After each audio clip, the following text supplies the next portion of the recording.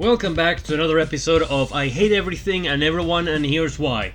Today we will be doing a sequel to the last video I made in this section in which I talked about things I hate about summer. For example, if you don't have an AC unit, you may have to use a fan. Now, at first, there's nothing wrong with a fan, but after a while, issues can and will start to appear. First of all, if you have an old or faulty fan, if you use it too much in a single day, it might get to a point where it heats up and it starts giving you hot air.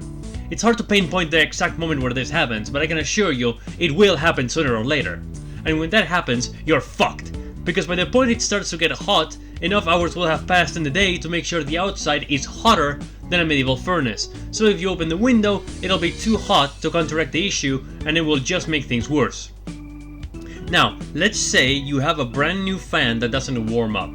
You're still not in the clear, because if it's hot all day, it means it's hot when you have to eat as well.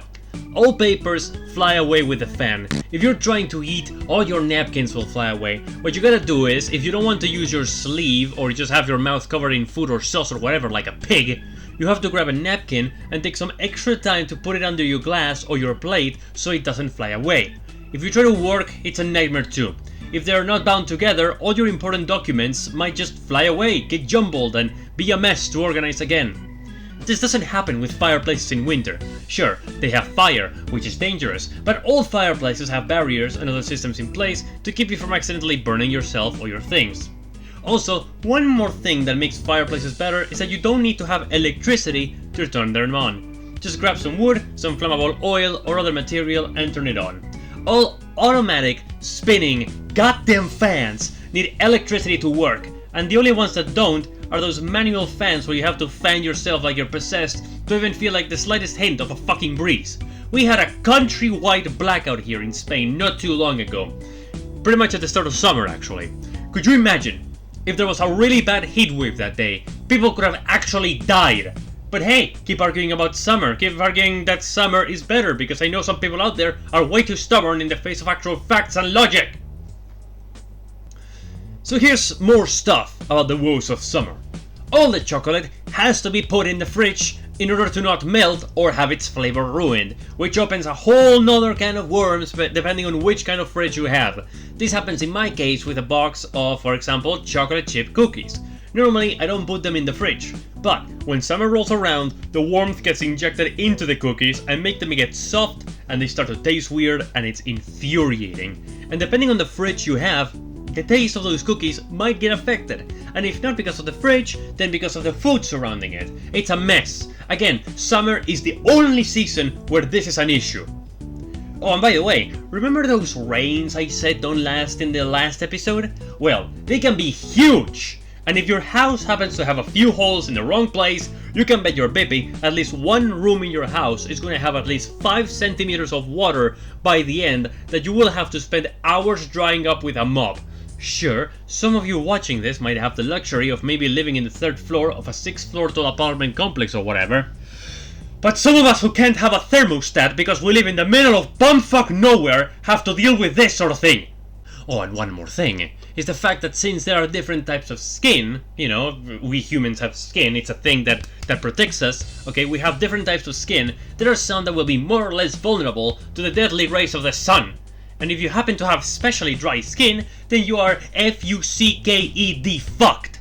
It's like living life on hard mode. You either have to apply cream on yourself every day, regardless of where you are, or you gotta carry a parasol like you're goddamn Dracula. Don't even get me started on all the eczemas and itches and things the swellings that appear out of fucking nowhere. Like, it's like you're dying, you're being attacked by a monster, an alien monster from another, like, dimension. You know, like you're being attacked by a cosmic horror here. You know, the Cthulhu of fucking nuisances. And speaking of people with dry skin, let's listen to one of my friend's personal complaints about summer. This letter comes from Alex Fox. My bedroom has a nice view on the east, which means that I have to sleep in my own personal sauna every night. Also, since my cushion is weird, I always wake up with my neck itching because I've slept half the night in my own sweat. Same feeling as if you showered just for bed. My hair is thick, like thick. So during summer my hair sweats, And just because you might not believe it, I'll say it again. My hair sweats. My hair looks like a wig in summer, unless I go to the barbershop. But can't you open the windows? Yes, I can, and then I can fight against flies and mosquitoes every night before I go to bed. I have one of those blue lamps, normally only found in restaurants, to keep flies from dropping on your food. Speaking of restaurants, I work as a waiter, and during summer we always have to tell people to stop capturing wasps in glasses. But they zoom around our drinks. Yeah, of course they do, they are wasps, the stupid nephew of the bee. But if you capture them, we have to either unleash them or drown them, because by the time you finish your cup of joe they will be so angry they will hit everything on sight. Also, don't slap them, because that will make them more angry too. Just let them be. No wait, just let them wasp. A personal note of mine about those blue lamps: I have tried having them on my room countless times while I sleep, and they just don't work! There's always that one mosquito that was born in an evil scientist's lab and was genetically designed to be an asshole. So I know your struggle, Alex, I really do. I've also got plenty of experience with bees and wasps myself, ever since elementary. It's funny seeing a bunch of people panic when they see a singular wasp swimming around, even though as long as you don't try anything funny, nor do any sudden movements, they'll let you be after scanning you for a few seconds. But still, fuck wasps. Even Lucifer would tell them to knock it down a notch. That all being said, that right there is another reason why winter will always be a million times better than summer, because in winter you can sleep without some molecular prick buzzing into your ear or flying straight into your face all night.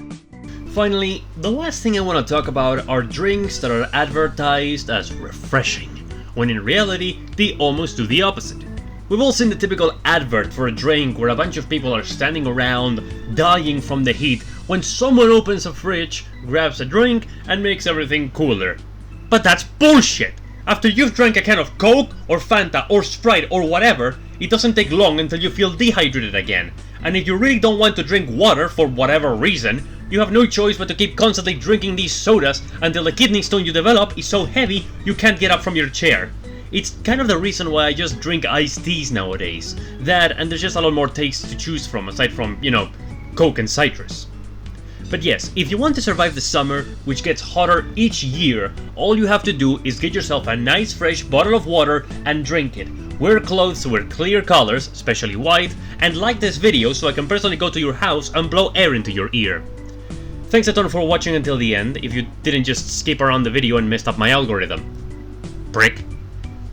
There are way more things I could talk about regarding summer, such as how the heat is so hot that it literally is worsening people's mental states, but I really don't want to dedicate this segment to just hating on summer. There are a bunch of other things I can and will scream about, so I hope you will stay tuned for that in the future. Again, thank you for watching. This has been Peter, not live, not dead, but something in between. See ya.